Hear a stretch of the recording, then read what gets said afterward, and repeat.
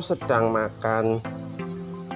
Tuh nyata ini timnya putih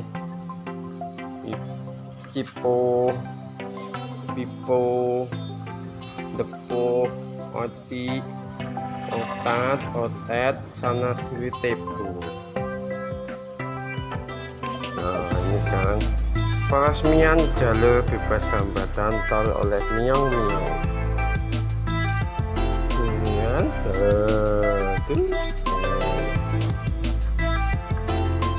dan ini habis dan dirawat pusing pakai salep miko nasor sama bioplasington kalau ada luka-luka.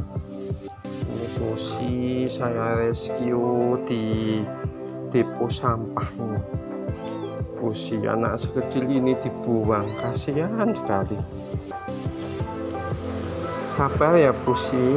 Kalau ini Cimi coba sini Cimi ini juga cakep ini. Cimi coba Cimi. Halo penonton, aku Cimi, dukung channelku ya.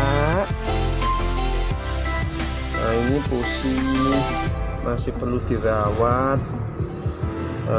Terima kasih yang sudah subscribe, dukung terus channelku ya, biar aku lebih banyak bisa memberikan kehidupan yang layak buat kucing-kucing jalanan yang bernasib malang ya.